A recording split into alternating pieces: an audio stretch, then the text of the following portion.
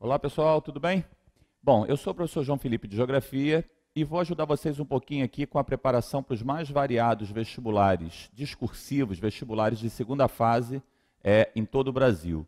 A prova de Geografia é uma prova complicada porque a gente tem uma variedade de assuntos muito grande. Então a gente tem alguns lugares que valorizam mais a geografia física, preparação que vocês fizeram claramente pegou aí o lado mais natural, relevo, clima, vegetação, recursos hídricos. Outros lugares têm uma tendência a valorizar mais o aspecto humano-econômico. E há uma mudança também de enfoque que nem sempre envolve o tema, e sim o tipo de abordagem.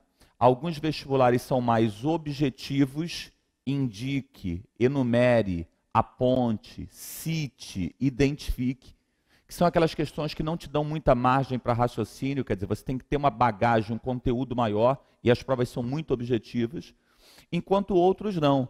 Cobram esse conteúdo, mas cobram também uma característica explicativa, relacional, correlacional. Para a gente fazer esse trabalho, eu fiz o seguinte: peguei vários vestibulares de vários estados, vocês vão reparar, e fui mudando também os temas. Então a gente vai começar o nosso trabalho com uma questão do vestibular da Bahia, da UFBA, da Universidade Federal da Bahia, e uma questão pegando o tema população. População, de maneira geral, pode ser cobrada em cima de dinâmica demográfica, que é taxa de natalidade, taxa de fecundidade, crescimento vegetativo, estrutura etária, como é que a população está se comportando, como é que ela está crescendo, se cresce muito, se cresce pouco, se a população é jovem, se ela é adulta, se ela é idosa, que é o exemplo que a gente vai fazer já já. A gente pode ter questão de população em cima de mobilidade, migração, deslocamento interno, deslocamento internacional, e ainda podemos pegar uma questão de população em setores de atividades. Sendo que esse terceiro exemplo aí, tanto você pode estudar por população como pode estudar por economia, né? A própria questão do Enem desse ano, que falou sobre, questão interessante, né? Que falava sobre o controle sobre o trabalhador, que saiu do processo para o resultado. Aquela era uma questão que a gente abordaria muito mais numa aula de Fordismo e pós-Fordismo do que numa aula de população. Quer dizer, você pode trabalhar em casa nesse momento, fazer o home office, mas eu controlo o trabalhador. Ele está em casa, mas eu controlo, porque ele tem que dar conta de tal produção todos os dias. Tá? Então eu tinha 3 possibilidades de geografia humana e escolhi a seguinte. Joga na tela para eles. Universidade Federal da Bahia 2013, apareceu esse gráfico aqui. Esse gráfico é o gráfico da transição demográfica. Isso é um modelo de um autor chamado Warren Thompson. O Thompson disse o seguinte: a população dos diferentes países ela vai variar de acordo com a taxa de natalidade e a taxa de mortalidade, que vai determinar uma transição demográfica. Observa bem a primeira fase que o Thompson falou que existe, a fase número 1.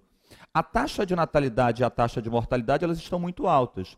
Se elas estão muito altas, ou seja, se está nascendo muita gente e morrendo muita gente, o crescimento demográfico está grande ou está pequeno? Está pequeno, né? Crescimento demográfico, crescimento vegetativo, é você pegar a taxa de natalidade e tirar a taxa de mortalidade. Se nasce muita gente, mas morre muita gente, cresce pouco. O que acontece na transição da primeira para a segunda fase do modelo do Warren Thompson? O que mudou aí, pessoal? A taxa de natalidade, repara, a primeira linha lá de cima, ela continuou alta, mas a taxa de mortalidade caiu.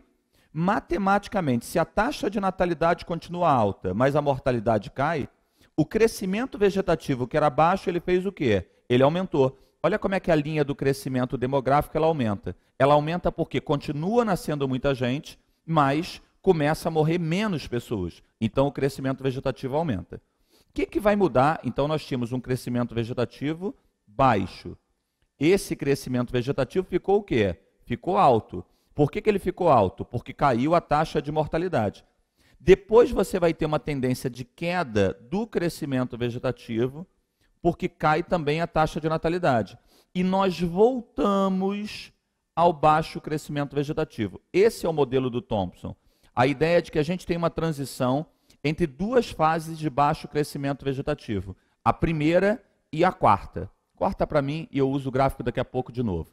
Repara bem, transição demográfica é exatamente essa evolução no ritmo de crescimento populacional. uma evolução de uma primeira fase, volta lá para o século XVI, para o século X, para 1000 anos antes de Cristo. Obviamente que o conhecimento médico é muito pequeno. Então nasce muita gente, mas morre muita gente. Agora vem para 2013, mas 2013 na Europa, por exemplo. 2013 na Itália, na Alemanha, vai lá no Japão, sociedades muito desenvolvidas. Eu estou de novo com baixo crescimento vegetativo. Mas agora eu estou com baixo crescimento vegetativo não é porque morre muita gente, é porque nasce pouco. E a transição é esse meio do caminho. O meio do caminho é a fase 2 e a fase 3, gente. É a fase da explosão demográfica. É quando a população começa a crescer num ritmo muito grande. E ela cresce num ritmo muito grande porque a taxa de mortalidade caiu. Ok? Tranquilo? Volta para o gráfico e vamos na pergunta. O que a prova da Bahia queria em 2013? Com base na análise do gráfico e nos conhecimentos acerca da população mundial e no modelo teórico da transição demográfica, conceitue transição demográfica. Repara como é que é uma prova direta, ela não te dá muita margem. O que é transição demográfica? É a evolução do ritmo de crescimento populacional. O que determina essa evolução no ritmo de crescimento populacional? A diferença entre taxa de natalidade e taxa de mortalidade. Corta para mim para eu te dar uma dica. Em prova discursiva de geografia, é muito importante que você tenha o conteúdo, obviamente, porque sem o conteúdo você não consegue responder a questão. Mas é fundamental você responder o que a banca espera. O que eu percebi nesses anos que eu dou aula de geografia em vestibular é que muitas vezes a sua nota vem abaixo do que você espera, porque você respondeu coisas corretas, mas não as coisas que a banca esperava. E na dúvida sobre o que você deve responder, até onde você deve ir, uma dica importante é reparar como é que a letra B ela vai te dar um balizamento. Em provas com 2 ou 3 itens, que a gente tem por aí, até 4 itens, muitas vezes você está na dúvida até onde eu vou. João, será que eu já caracterizei toda a transição demográfica ou eu devo falar mais? Volta na pergunta e repara como é que a letra B te dá uma dica. Caracterize cada uma das 4 fases da transição. Então parou, pode voltar para mim. Então parou por ali. Parou por ali por quê? Porque, na verdade, basta você dizer que a transição demográfica é a evolução no ritmo de crescimento populacional associado à taxa de natalidade e à mortalidade que matou. Porque no item B você vai ter que cair dentro.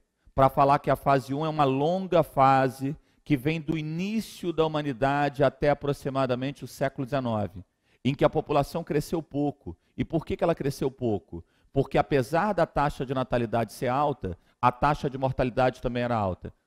Quando eu paro no século XIX, o que determina essa mudança da primeira para a segunda fase, pessoal? A modernização das sociedades, a própria industrialização e a urbanização, elas determinam uma queda da mortalidade. Por quê? Quando você colocar a fase 2, você não vai colocar só que a fase 2 é de explosão demográfica. Você vai falar que houve uma queda na taxa de mortalidade. Por que houve uma queda na mortalidade, pessoal? Por causa de melhorias médico-sanitárias. E essas melhorias médico-sanitárias, elas são técnicas, elas fazem a mortalidade cair. A queda da natalidade não é tão simples. A queda da natalidade envolve elementos culturais, o desejo da população ter mais ou menos filhos. E aí esse descompasso entre a natalidade que continua alta e a mortalidade que cai, faz com que a segunda fase seja da explosão demográfica. Quer uns dados interessantes? A população mundial, o ser humano, o Homo sapiens sapiens, ele tem alguma coisa aí em torno de 100 mil anos. Nesses 100 mil anos, nós chegamos ao ano de 1804, há 200 anos, com 1 bilhão de pessoas. Hoje nós somos 7 bilhões. Então repara como é que mudou o ritmo de crescimento populacional. Quer um outro dado? No século I eram 100 milhões de pessoas. No século XIX, a gente sai desses 100 milhões para 1 bilhão. Agora estamos em 7 bilhões. Quer dizer, em 2000 anos, multiplicou por 10. Em 200 anos, multiplicou por 7. Por quê? Porque mudou o ritmo de crescimento populacional. Detalhe, a população mundial continua crescendo. Há uma projeção que a gente chegue a 2050 com 50 bilhões de pessoas. Mas eu queria voltar no gráfico para te perguntar o seguinte. Volta lá no gráfico. O ritmo de crescimento da população mundial é cada vez maior ou cada vez menor? Eu sei que nós já tivemos a explosão demográfica. E a explosão demográfica é exatamente toda essa fase aqui. Repara como é que o caminho para a quarta fase é o caminho de queda no ritmo de crescimento. A questão é, nem todo mundo está com essa queda. A África continua crescendo muito. Então, quando você fosse caracterizar a terceira e a quarta fase, o que era o ideal? Terceira fase, queda no crescimento vegetativo devido à redução nas taxas de natalidade. Por que houve redução da natalidade? Porque a própria urbanização e as melhorias técnicas e o acesso a métodos contraceptivos e o menor ideal de filhos na cidade reduz essa natalidade. E aí você já prepara a quarta fase, que é a quarta fase da população com alta renda ou com alto nível de urbanização, que é a situação dos países mais ricos. Então, essa era uma questão interessante, uma questão que avaliava efetivamente seu conhecimento de transição demográfica, mas eu acho ela interessante para te mostrar que, além de ter o conteúdo, você tem que ter uma capacidade de organização da tua resposta. Nesse caso era fase 1, isso e aquilo. Fase 2, e assim sucessivamente. Para fechar essa questão número 1, se a prova começar a cobrar tipos de países em cada fase, não há nenhum país mais do mundo na fase número 1. Os países de maior crescimento populacional do mundo hoje são os países muito pobres. Vou te dar 2 exemplos.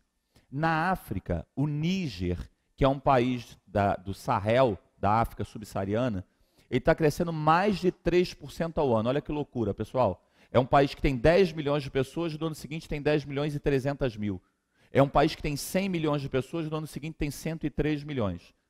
Esse país que é muito pobre, que tem a mortalidade alta, cresce muito, porque a natalidade é tão alta que ela compensa essa mortalidade.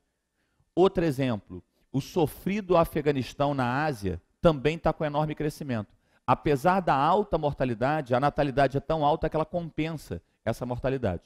Então não tem ninguém na fase 1. Quem é que está iniciando a fase 2? Os mais pobres, os africanos, os asiáticos mais pobres e latino-americano mais pobre. O Brasil já não está na fase 2. O Brasil está na fase 3 e começando a mirar a fase 4. Porque os países periféricos muito urbanos já não têm uma população com crescimento tão grande. E quem está na fase 4? Quem está na fase 4 são os países mais desenvolvidos. Detalhe final. O Warren Thompson, que foi o autor que criou esse modelo de transição, não falou de uma fase 5. Ele não falou, ele foi até a fase 4. Mas a verdade é que alguns países no momento atual, eles estão no que seria uma fase 5, que é quando a mortalidade foi acima da natalidade. A natalidade caiu tanto que esses países, não é que eles estejam crescendo pouco, não é nem que eles não estejam crescendo, eles estão o quê? Encolhendo. E, obviamente, quem tem um ritmo de crescimento negativo tem que dar um jeito, porque senão esse país projeta acabar no futuro a sua sociedade. É por isso que tem país pagando para a população ter filho, dando incentivos variados para ver se a natalidade sobe. Ok, pessoal? Tranquilo? Legal? Bom, vamos lá. Vou partir para a questão, pode voltar para a tela, vou partir para a questão 2 e olha como é que a geografia dá uns cortes. Eu vim de geografia humana e fui lá agora, saí da Bahia, fui lá para Minas Gerais, para Uberlândia, e a Universidade Federal de Uberlândia resolveu trabalhar com questões naturais. Mas questões naturais numa linha especial, não é a linha do tipo de clima, tipo de vegetação, ela resolveu trabalhar impacto ambiental. A degradação da terra leva a uma redução significativa de sua capacidade de produção. Estima-se que 23% do total de terras utilizáveis no mundo foram afetados pela degradação em um grau suficiente para reduzir sua produtividade. Produtividade é a média que você produz em cada lugar. Observe a figura a seguir. Cite e explique 2 causas da degradação dos solos do mundo. Tem uma imagem, pessoal, em que diversas áreas do mundo, no Brasil inclusive, na África, parte dos Estados Unidos, interessante isso, na própria Europa. Por que eu achei interessante isso? Corta para mim aqui rapidinho. Porque, na verdade, a minha tendência é olhar para o mapa e pensar assim, degradação do solo na área pobre, ou, sei lá, por oposição, degradação do solo na área rica. Não, volta no mapa. O mapa está me mostrando degradação do solo tanto nas áreas mais pobres como nas áreas mais ricas. Eu estou vendo um solo muito degradado na Austrália, estou vendo um solo muito degradado na Índia, estou vendo muito degradado na África, mas também estou vendo na Europa e nos Estados Unidos. Então, a pergunta, cite e explique 2 causas da degradação dos solos do mundo, Pode vir para mim aqui. Ela me dava várias possibilidades. Eu posso falar da degradação ligada à pobreza, e aí o que você fala, pessoal? Você fala das queimadas utilizadas para liberar espaço, e essas queimadas elas vão o quê? Impactando a fertilidade do solo. Você fala de uma monocultura na plantation, em que você vai plantando o tempo todo a mesma coisa e esse elemento retirando o mesmo elemento fertilizante do solo. Se o solo é rico em potássio e você planta algo que retira potássio, a monocultura o tempo inteiro ela vai desgastar esse solo. Obviamente que a falta de dinheiro, a falta de conhecimento vai determinar esse modelo, que é um modelo muitas vezes itinerante, daqueles que você arrebenta o solo e vai para uma nova área, que é o modelo que você exaure o solo por técnicas inadequadas. E aí me parece que queimada, me parece que monocultura, cultivo em encostas, sem usar curva de nível, sem usar terraceamento, esse tipo de ação vão acabar gerando a degradação. Mas o detalhe é, a minha resposta não precisa ficar na agricultura de área atrasada. Eu posso dar uma resposta da modernidade. A resposta da modernidade envolve, por exemplo, máquinas de grande tamanho e grande peso. E essas máquinas que vão permitir o uso intensivo do solo vão gerar também a degradação. A degradação por um uso maior do que aquele solo pode suportar, e aí a lógica capitalista é de obter recursos o máximo possível em menor tempo. Mas essa máquina ou essas máquinas de grande porte vão determinar também a compactação do solo. O solo, na verdade, tem uma camada porosa. À medida que você vai tendo essa compactação, você vai tendo o quê? O desgaste. A verdade é que compactação do solo, me lembrei agora, eu posso bater tanto na modernidade, máquinas de grande porte, mas eu também posso voltar numa atividade econômica não tão desenvolvida. Deixa eu ver, volta lá na questão. Ele não limitou as possibilidades de causas. Vale agricultura e vale pecuária. Então, quando ele botou, explique duas causas da degradação, pode voltar para mim. Pensei aqui o seguinte, e uma pecuária? Essa pecuária também, utilizando ali em décadas, séculos, o próprio pisoteio do gado vai determinar a compactação do solo. Então, é uma questão muito interessante para mostrar como é que geografia é difícil. Por quê?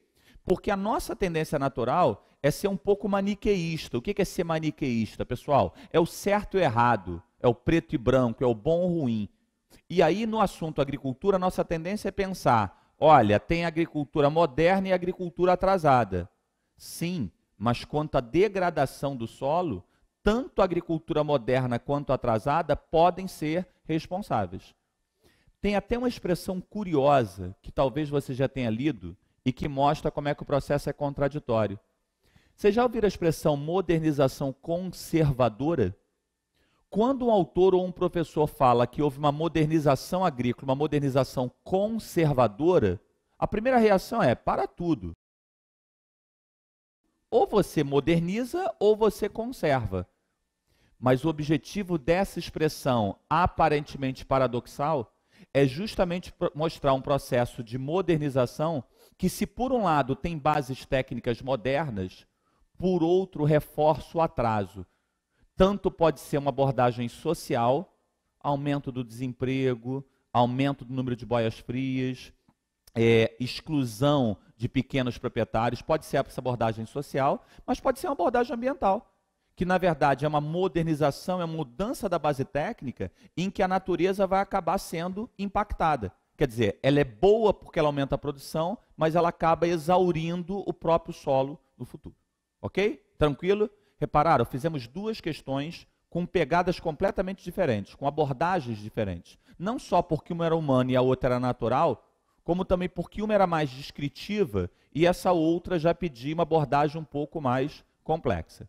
Eu vou continuar te mostrando variados assuntos. Tá? A gente vai fazer uma questão de atividade industrial. Na verdade, eu vou fazer duas de atividade industrial, porque eu escolhi uma mais direta e uma mais subjetiva, mais analítica. Mas a gente faz isso daqui a pouco, no próximo bloco.